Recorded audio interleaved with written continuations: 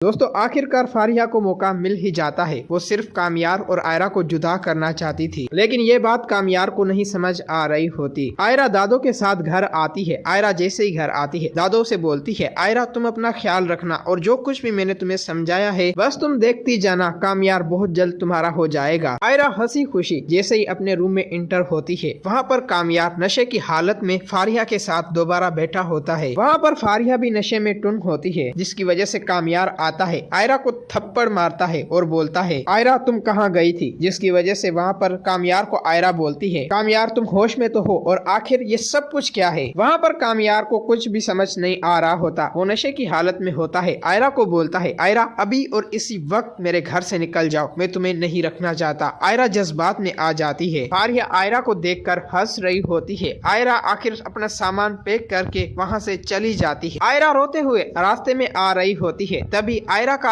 अचानक से एक्सीडेंट हो जाता है। उसी रास्ते से इश्तियार भी जा रहा होता है। इश्तियार भीड़ देखकर उसके पास जाता है। जैसे ही इश्तियार आता है वो आयरा को बेहोश पाता है। जल्दी से आयरा को उठाता है और वो हॉस्पिटल की तरफ निकल पड़ता है। रात का वक्त होता है। उसी वक्त आखिर इश्तियार इरफान साहब को कॉल करते हैं और बोलते हैं, इरफान अंकल आप जल्दी से हॉस्पिटल आ जाएं, आयरा का एक्सीडेंट हो चुका है। इरफान साहब जैसे ये बात सुनते हैं उसका दिल पिघल जाता है और रोते हुए बोलता है, आयरा की माँ तुम रेडी हो जाओ, हमें अब हॉस्पिटल चलना होगा। आयरा हॉस्पिटल में है। दूसरी तरफ कामयार को कुछ ही देर बाद होश आ जाता है। कामयार को जैसे ही होश आता है कामयार हैरान रह जाता है और वो फारिया की तरफ देख रहा होता है, जिसकी वजह से कामयार आखिर आयरा को आवाजें देने लगता है, लेकिन आयरा घर पर नहीं होती। तभी कामयार आयरा को ढूंढने के लिए निकल पड़ता है, जिसकी वजह से फारिया आती है और वो कामयार को गले लगा लेती है। कामयार फारिया को धक्का दे देता है। फारिया टेबल से टकराती है और उसे गहरी चोट आ जाती है। कामयार फारिया को छोड़कर घर से निकल पड़ता है। आखिर कामयार आयरा को बहुत ही ढूंढता है, लेकिन आयरा का कोई भी पता नहीं मिल रहा होता। फिर कामयार आखिर आयरा की फ्रेंड के पास आता है, लेकिन आयरा वहाँ पर भी नहीं होती। कामयार बेहद परेशान हो जाता है। आयरा के घर की तरफ निकल पड़ता है। जैसे ही कामयार आता है वहाँ पर आयरा का भाई परेशान बैठा होता है। कामयार आते ही आयरा का उससे पूछता है। आयरा का भाई कामयार का गिरेबान पकड़ता है और बोलता है, अगर मेरी बहन को कुछ भी हुआ तो मैं तुम्हें जिंदा नहीं छोड़ूंगा। जिसकी वजह से कामयार बोलता है, आखिर आयरा को हुआ क्या है? वहाँ पर आयरा का भाई बोलता है कि कामयार आखिर आयरा आज तुम्हारी वजह से हॉस्पिटल में है। उसी वक्त कामयार आखिर हॉस्पिटल की तरफ निकल पड़ता है। हॉस्पिटल में इरफान साहब बेहद परेशान होते हैं। आयरा बेहोश होती है। बेनिश इरफान साहब को बोलती है, आखिर मैंने बोला था कि हमारी बेटी अब इस वक्त बहुत ही तकलीफ में है, लेकिन आपने मेरी बात भी नहीं सुनी और देखो आज आयरा की हालत क्या है। वहाँ पर बेनिश बहुत ही रो रही होती है। इरफान साहब उसे बोलते हैं, बेनिश तुम घबराओ मत, मैं सब कुछ ठीक कर दूंगा। तभी कामयार आता है, रोते हुए बोलता है, आयरा कहाँ पे है? जिसकी वजह से इरफान साहब कामयार को थप्पड़ मारते हैं और बोलते हैं, अभी और इसी वक्त यहाँ से चले जाओ, मैं तुम्हें आयरा हरगिज नहीं दूंगा। तभी डॉक्टर आता है और बोलता है, आयरा को इस वक्त आखिर सख्त ब्लड की जरूरत है, आप जल्दी से ब्लड का अरेंज करें। ये बात सुनते हुए वहाँ पर कामयार बोलता है, आप मेरा ब्लड निकालें, आयरा को दे दें। वहाँ पर इरफान साहब बोलता है, कामयार मैं तुम्हारा ब्लड हरगिज अपनी बेटी को नहीं दूंगा। जिसकी वजह से इश्तियार बोलते हैं, आखिर ये वक्त आयरा को बचाने का है, बल्कि झगड़ने और लड़ने का नहीं है। इरफान अंकल प्लीज आप कामयार को जाने दें। तभी कामयार आखिर आयरा को ब्लड दे रहा होता है। तब कामयार को आखिर आयरा की मोहब्बत का एहसास हो जाता है। कामयार आयरा की तरफ देखकर रो पड़ता है और बोलता है, आयरा मुझे माफ कर देना, मैंने तुम्हारे साथ और अपने साथ बहुत ही गलत किया।